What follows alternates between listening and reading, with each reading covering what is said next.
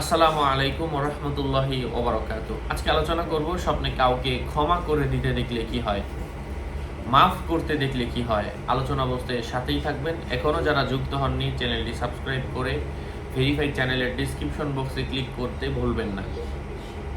লিংকে ক্লিক করলেই পেজ এবং আইডি আসবে। এটা ছাড়া আলাদা অন্য কোনো পেজ নেই, আইডি নেই, ইমো নেই, হোয়াটসঅ্যাপ নেই, টিকটক নেই। নাম ছবি দেখে বিভ্রান্ত হবেন না। প্রত্যেক ভিডিওতেই আলাদা আমি সাবধান করি, সতর্ক করি। সম্মানিত প্রিয় ভাই ও বন্ধুরা, অপরাধী কোনো ব্যক্তিকে ক্ষমা করতে দেখার অর্থ হচ্ছে আল্লাহ তাআলা তাকে ক্ষমা করে দিবেন। আল্লাহ তাআলার পক্ষ থেকে ক্ষমার ঘোষণা আসবে।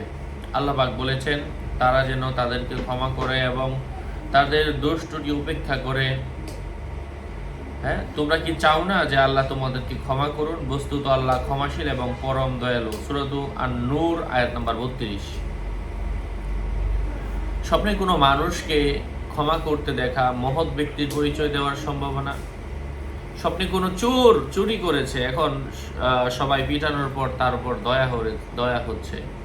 এখন ওই চোরকে ক্ষমা করতে দেখার অর্থ হচ্ছে ওই এলাকার মধ্যে তর্ক বিতর্ক সৃষ্টি হওয়ার সম্ভাবনা রয়েছে। স্বপ্নে অন্য কোনো ব্যক্তি স্বপ্নদ্রষ্টাকে ক্ষমা করে দিয়েছে দেখলে তার হায়াত দীর্ঘ হবে। মানে যে স্বপ্নে দেখেছে সে নিজে অপরাধী আর কি, তার হায়াত দীর্ঘ হবে এবং সে উচ্চ মর্যাদা লাভ করবে, এমন কিছু বোঝায়।